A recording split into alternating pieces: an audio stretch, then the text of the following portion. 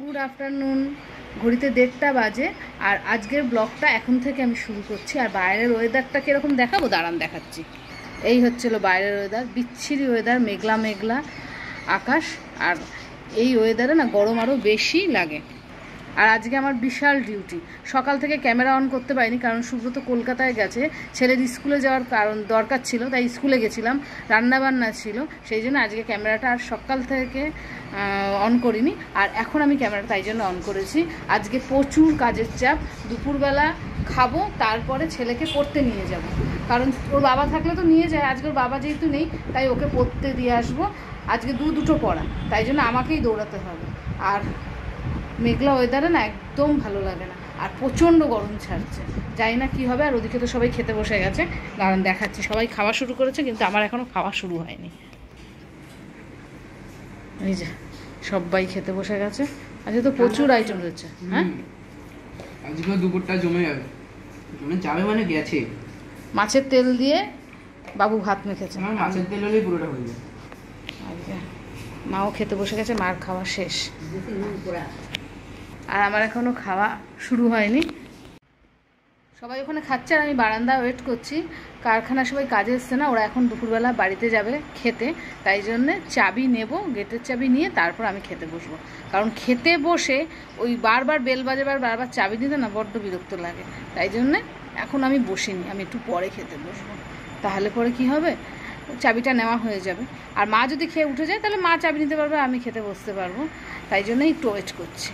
আর বাইরের দিকে তাকিয়ে দেখছি কে কী করছে।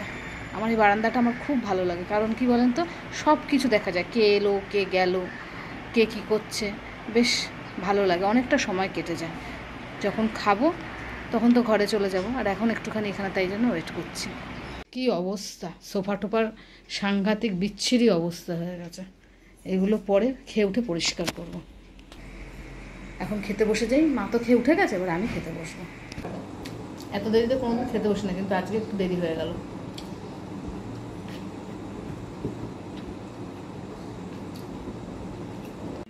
বিশাল কাজ করছে, মোবাইল দেখছে তখন থেকে শুয়ে শুয়ে। আরে তুই বই খাতাগুলো গোছা, চেয়ার টিয়ারগুলো গোছা। কি অবস্থা বলতো, খাটটা দেখ তো কেমন লাগছে, খাটটা দেখতে ঠিক কর, তাড়াতাড়ি করে কর, সুন্দর করে গোছা। রাগ করলে তো হবে না, আমি গুছিয়ে রাখবা, তোমরা বসে বসে নষ্ট করবা, তাহলে কি করে। চেয়ারটা সরিয়ে দে, চেয়ারটা।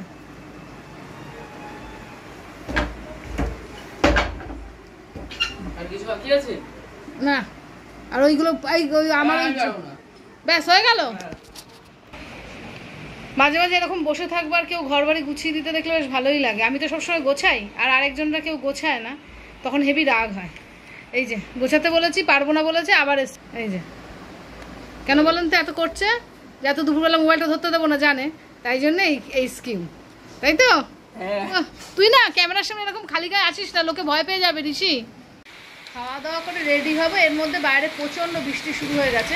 এরকম বৃষ্টি হলে খুব মুশকিল পড়াতে নিয়ে যেতে। দাঁড়ান দেখাচ্ছি। এই দেখেন কি বৃষ্টি শুরু হয়ে গেছে। একদিকে ভালো হয়েছে, আমার এই গাছগুলো একটুখানি বৃষ্টির জলে দেব।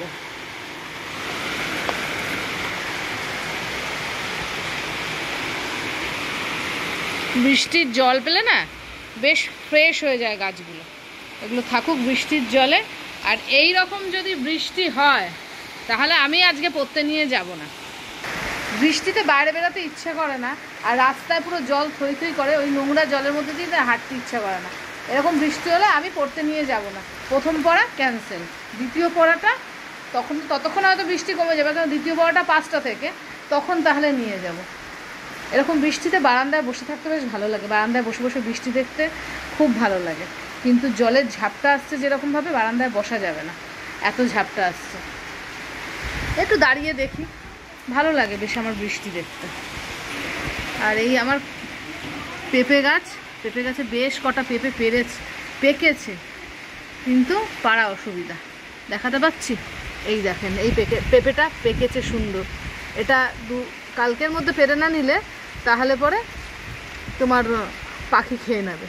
আর ওপাশেও একটা আছে, সেটা পারতে পারবো না, দেখাতেও তো পাচ্ছি না। এখন আমি বৃষ্টি উপভোগ করব।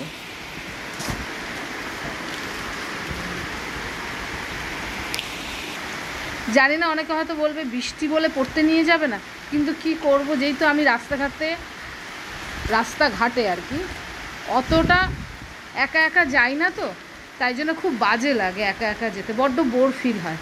আর এরম বৃষ্টি হলে তো আরও গাড়ি ঘোড়া কিচ্ছু পাওয়া যাবে না, তখন কিভাবে নিয়ে যাব, অনেকটা দূরের পড়া।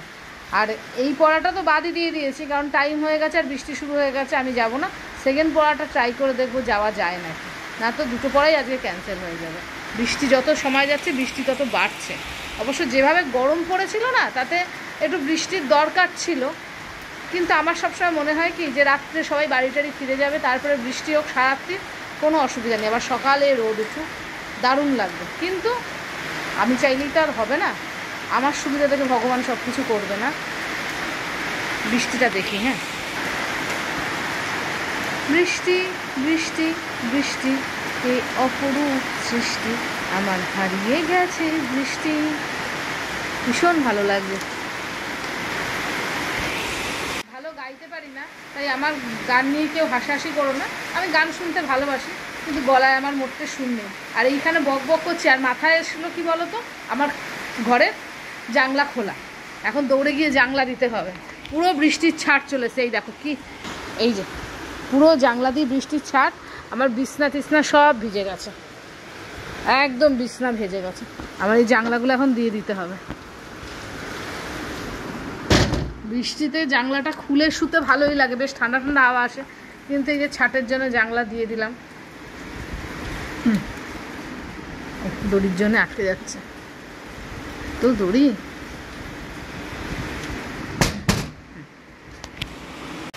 বারান্দায় বসে আছি, হালকা হালকা ছাট গায়ে লাগছে, গরম তো বেশ ভালোই লাগছে, কিন্তু আবার চিন্তা হচ্ছে, শুভ তো কলকাতায় গেছে, এখনও নাকি সে পৌঁছায়নি, মানিকতলার ওখানে জ্যামে আটকে আছে, কখন যাবে, কাজ মেটাবে, আর কখন আসবে জানি না।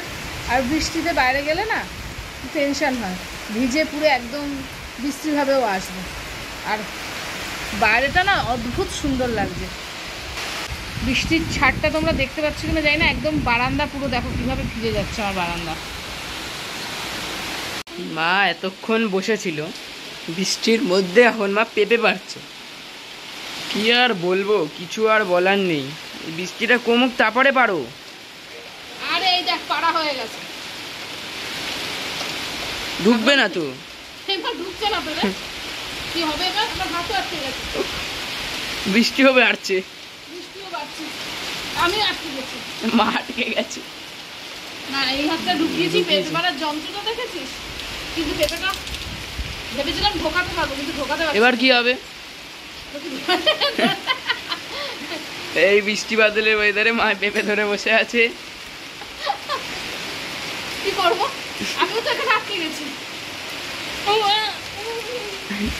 আমি এবার পেঁপেটাকে নিয়ে সমস্যা, ঢোকাবো কি করে। এখন ক্যামেরা বন্ধ কর প্লিজ। আমি যুদ্ধ করে পেঁপেটা পেরেছি, যুদ্ধ খুব একটা করতে হয়নি, আমার পেঁপে ছাঁকনি দিয়ে পেঁপে পেরেছি, কিন্তু পেঁপেটা ঘরে আনতে পারিনি। দেখাচ্ছি পেঁপেটা, এই যে এইখানে ব্যাগে এভাবে আটকে রেখেছি, আর এটা দিয়ে আমি পেঁপেই পারি, এটা আমার পেঁপে পাড়ার কাজে লাগে। আটকে রেখেছি, আর বাইরে তো বৃষ্টি হচ্ছে, এখন বাইরেও যেতে পারবো না, তারপরে এটা এখানে থাক, আপাতত এটা এখানে থাক, পরে শাশুড়ি ঘুমতে উঠলে দড়ি বেঁধে এটাকে নিচে নেব। আর একটা পেঁপে ওইখানে দেখা যাচ্ছে, ওই পাশে পেঁপে পেকে আছে, দাঁড়ান বড় করে দেখাবার চেষ্টা করছি।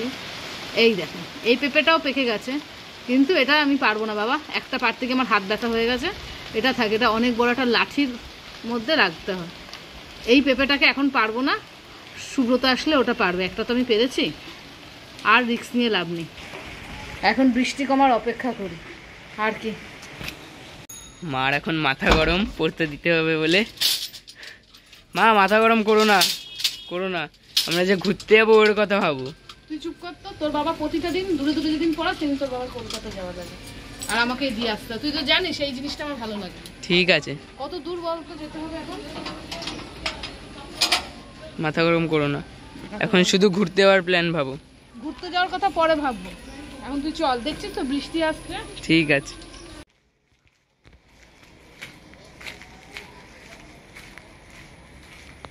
কত দূর যেতে হবে আমার শুনলেই মাথা খারাপ হয়ে যাচ্ছে, ভাবতেই ইচ্ছে করছে না।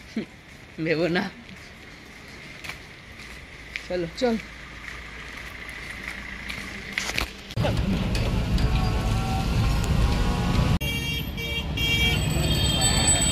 জ্যাম আছে রাস্তা।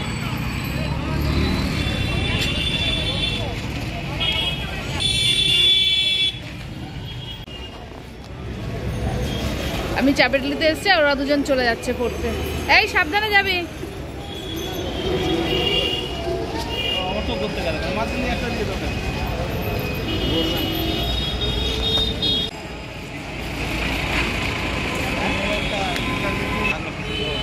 আমি আর ম্যামের বাড়ি অবধি গেলাম না, এখন আমি বাড়ি চলে যাব, কারণ ম্যামের বাড়ি অবধি গিয়ে আসতে অনেক দেরি হয়ে যায়। বাড়িতে গিয়ে কথা বলবো। অনেকক্ষণ আগে বাড়ি চলে এসেছি, বারান্দায় বসেছিলাম, আর এই যে সুব্রতও চলে এসছে। অনেকক্ষণ আজকে কলকাতায় কাজ ছিল, অনেকটা পরে বাড়ি এসছে। আমি যেখান থেকে ওকে দেখছি ও সেটা দেখতেও পাচ্ছে না।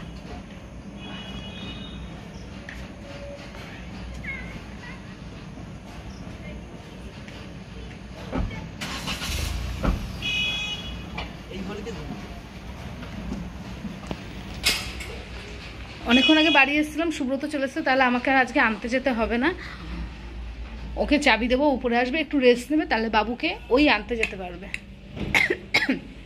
যে টেনশনটা হচ্ছিল না, এখন বেশ আনন্দ হচ্ছে, কারণ আমার এই নিয়ে আসা নিয়ে যাওয়াটা না বড্ড বোর লাগে। আর দেখো দেখাচ্ছি, এই যে এই পেঁপেটাকে উপরেও নিয়ে চলে এসছি। তাহলে আজকের মতো ব্লগটা এখানে শেষ করছি। সুব্রত এসে গেছে, ওকে টিফিন করে দিতে হবে। তাহলে টাটা, সবাই ভালো থেকো, সুস্থ থেকো, আর অল টাইম হাসি খুশি থাকার চেষ্টা করো।